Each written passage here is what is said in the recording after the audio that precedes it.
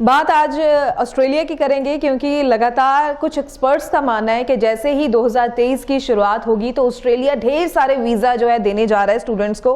Feb intake की options के बारे में भी बात करेंगे ताकि स्टूडेंट्स जो अभी अप्लाई करने का सोच रहे हैं उनको पता हो वो कैसे अप्लाई करें और कौन कौन सी ऑप्शंस उनके लिए अवेलेबल हैं। तो सबसे बड़ा जो सवाल अभी बना हुआ है कि किन प्रोफाइल्स के वीज़ा सक्सेस रेट ऑस्ट्रेलिया में आने वाले समय में ज़्यादा दिख रहे हैं, आखिर क्यों ऑस्ट्रेलिया स्टूडेंट्स को बहुत ज़्यादा तेज़ी से वीज़ा देने जा रहा है। तो आपके साथ ये सारी बातचीत हमारे साथ करने के लिए, आप तक पूरी जानकारी पहुंचाने के लिए हमारे साथ हैं फ्रंटियरा इमिग्रेशन से अब्रॉड एजुकेशन एडवाइजर कीर्ति जैन। बहुत बहुत स्वागत है कीर्ति।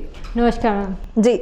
सो कीर्ति, एक अच्छी खबर ज़रूर लग रही है, एक अच्छा माहौल ज़रूर बन रहा है क्योंकि जो स्टूडेंट ऑस्ट्रेलिया के लिए अप्लाई करने की सोच रहे हैं, चाहे कि पहले कुछ समय में रिफ्यूज़ल रेट बहुत ज़्यादा रहा, लेकिन अब जो एक्सपर्ट्स का मानना है, जो कुछ न्यूज़ हम भी सुन रहे हैं, देख रहे हैं, समझ रहे हैं, जो ट्रेंड्स आ रहे हैं कि आने वाले समय में बहुत सारे स्टूडेंट्स को वीज़ा जल्दी मिलने वाले हैं ऑस्ट्रेलिया में। ऐसा क्यों समझा जा सकता है? बिल्कुल, ये न्यूज़ बिल्कुल सही है। 2023 में बहुत सारे वीज़ा ऑस्ट्रेलिया के आने वाले हैं। जैसे कि आपने कहा कि लास्ट कुछ टाइम में ऑस्ट्रेलिया ने बहुत ज़्यादा रिजेक्शंस दी हैं और उसका कहीं ना कहीं कारण रहा है बैकलॉग। क्योंकि अगर मैं कुछ टाइम पहले की बात करूं तो ऑस्ट्रेलिया ने 6-6, 7-7 महीने लिए हैं बच्चों के रिजल्ट लाने में। तो उसकी वजह से कहीं ना कहीं ये चीज़ पॉसिबल है कि जब बैकलॉग हो जाता है तो वो धड़ाधड़ रिजल्ट देने के चक्कर में रिफ्यूज़ल दे देते हैं। उसका कुछ कारण ये भी रहता है कि कुछ बच्चे पहले पास आउट थे जिन्होंने 2-2, 3-3 साल का गैप था, फिर कुछ टाइम एम्बेसी ने टाइम ले लिया जिसकी वजह से उनके रिजेक्शंस आए हैं। अब अगर हम बात करें 2023 जैसे कि शुरू होने वाला है कि क्यों ऑस्ट्रेलिया वीज़ा देगा, तो इसका सबसे बड़ा कारण ये है कि ऑस्ट्रेलिया का जो अब नया अपडेट है कि उन्होंने जितनी भी प्रोफाइल्स उठानी है वो रीसेंट पास आउट उठानी है।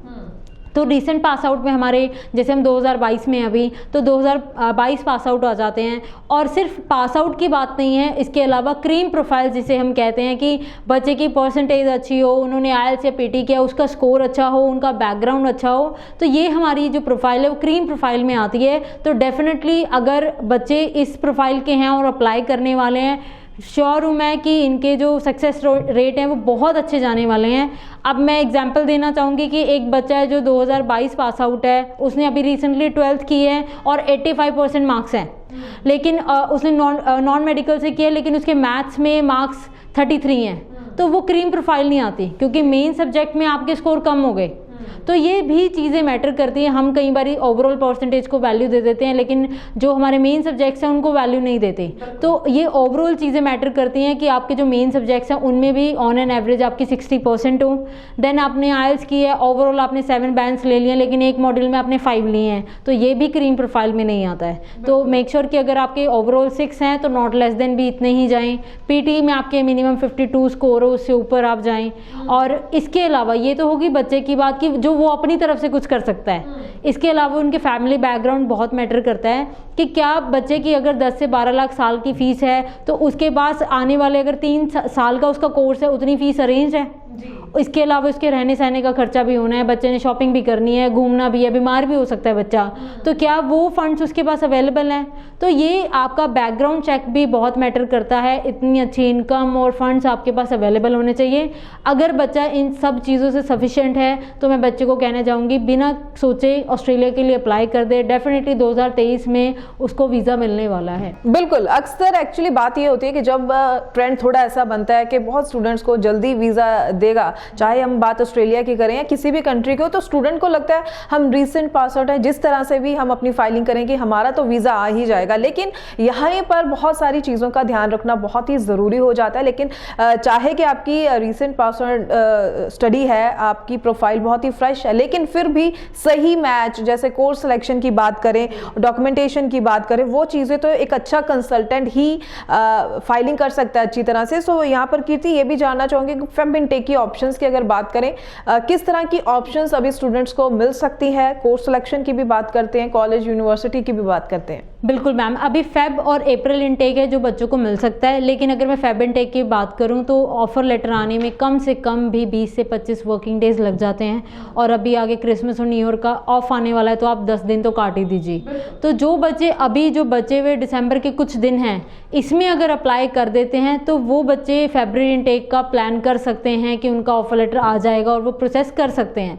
बट अगर बच्चों ने अभी अप्लाई करने का सोच रहे हैं, अभी ऑप्शंस देख रहे हैं, हम करेंगे करके अगर टाइम निकाल देते हैं तो उन बच्चों के लिए फरवरी इनटेक का ऑप्शन बिल्कुल भी नहीं है, वो बच्चे अप्रैल इनटेक के लिए अप्लाई कर सकते हैं। और इसके साथ साथ मैं बोलना चाहूँगी बच्चों की जो सबसे ज़्यादा प्रॉब्लम है कि अवेयर नहीं होते और आज उन्होंने किसी की न्यूज़ सुनी और बस अप्लाई कर दिया, रिसर्च नहीं है, केस स्टडी नहीं है, तो इसलिए हम इतनी ब्रीफ इन्फॉर्मेशन देते हैं कि हर बच्चा अवेयर हो कि कल मैं अप्लाई करने जा रहा हूँ तो क्या सही जगह कर रहा हूँ। तो इसके लिए मैं कहना चाहूँगी अगर बच्चे अप्लाई करने का प्लान कर रहा है, मेक श्योर कि उसे ये पता होना चाहिए कि मेरे ऑफर लेटर आने के बाद यूनिवर्सिटी ने मुझसे GT प्रोसेस करवाना है।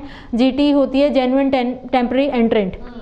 ये एक प्रोसेस है जिसके बाद ही कॉलेज आपको फाइनल कंफर्मेशन लेटर देता है कि यस आपकी जो एडमिशन है हमारी यूनिवर्सिटी में हो चुकी है। इसके लिए बच्चे में सबसे ज़्यादा जो कमी मैंने देखी है वो है पेशेंस। बच्चा सोचता है आज मेरा ऑफर लेटर आ गया, मैंने आज डॉक्यूमेंट दे दिए, मेरा कल लेटर आ जाना चाहिए। बट GT के लिए मैं बता दूं कुछ यूनिवर्सिटी हैं जो 10 से 15 दिन में भी आपका प्रोसेस क्लियर कर देती हैं और कुछ हैं जो 3 महीने भी लगा सकती हैं और 6 महीने भी लगा सकती हैं। तो patience is the key for Australia अगर आप ऑस्ट्रेलिया का प्लान कर रहे हैं, क्योंकि जैसे मैंने कहा कि 2023 में डेफिनेटली बहुत वीज़ा ऑस्ट्रेलिया देने वाला है, क्योंकि उन्होंने क्राइटेरिया ही ऐसा सेट कर दिया है कि वो चाहते हैं कि बच्चा अप्लाई ही ऐसा करे जिसमें पेशेंस हो और प्रोफाइल अच्छी हो।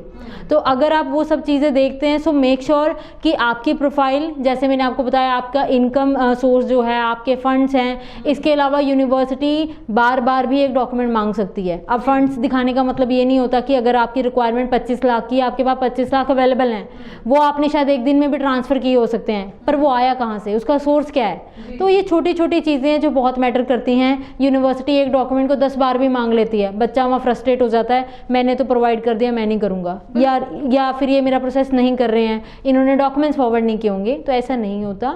यूनिवर्सिटी जब आपके डॉक्यूमेंट वेरीफाई करती है तो टाइम ले लेती है। अगर आप में पेशेंस हैं, आप रीसेंट पास आउट हो, आपकी प्रोफाइल अच्छी है, आपका बैकग्राउंड अच्छा है, तो हर चीज़ पॉसिबल है। बट यस, पेशेंस कहीं ना कहीं मैटर करती है। जी बिल्कुल। तो स्टूडेंट्स को भी कहना चाहेंगे अगर आपका भी कोई सवाल है, लगातार नंबर डिस्प्ले इसीलिए किया हुआ है कि ताकि आप अपने सवालों के जवाब भी टाइमली ले सके। और जाते जाते एक छोटा सा सवाल करूंगी कीर्ति आपसे कि अभी जो दिसंबर एंड तक किसे आप कहेंगे कि लास्ट चांस है, ताकि स्टूडेंट्स अभी भी इस समय का फ़ायदा उठा सकें, फाइलिंग करके अपनी सीट बुक कर सकें और उसके बाद उनको जो है जब जैसे ही 2023 की शुरुआत होगी तो उनके लिए ऑप्शन नहीं बचेगी कोई। बिल्कुल, मैं दिसंबर में स्पेसिफिकली उन स्टूडेंट्स को कहूँगी लास्ट चांस है जो 2021 पास आउट है। उसका रीज़न ये, जैसे मैंने बताया कि ऑस्ट्रेलिया ने रीसेंट पास आउट पिक करने शुरू कर दिए हैं, तो 2023 में आते आते 21 वालों को 2 साल का गैप हो जाएगा, तो उनके लिए ऑस्ट्रेलिया की ऑप्शंस नहीं रहेंगी। तो आपके पास ये गोल्डन चांस है कि जो बचे हफ्ता 10 दिन हैं आप अप्लाई कर दें, ताकि आपकी एप्लीकेशन जो पर्टिकुलर कुछ कॉलेजेस हैं जो पिक कर रहे हैं आप वहाँ पे कर सके। इसके साथ साथ 2022 पास आउट भी 2023 में 1 साल पीछे हो जाएंगे। सो मेक श्योर कि आप जिनकी प्रोफाइल पिक हो रही हैं वो इस टाइम का बेनिफिट उठाएं, अपनी प्रोफाइल जो है कॉलेज को भेजें, ऑफर लेटर लें, सो दैट कि आपका जो आगे का प्रोसेस है, जो मेन हमारे एम्बेसी का प्रोसेस है, उसमें जा सके। जी जी बिल्कुल सही कहा है। और कीर्ति आपका बहुत बहुत थैंक्स कि आपने ऑस्ट्रेलिया के फेब इनटेक और बाकी ऑप्शंस के बारे में खुल के जानकारी दी है स्टूडेंट्स को। और अगली वीडियो में फिर आएंगे और ढेर सारी जानकारी लेकर, कुछ नए अपडेट्स के साथ, स्टूडेंट्स के सवालों के साथ। Till then you take care of yourself, bye bye.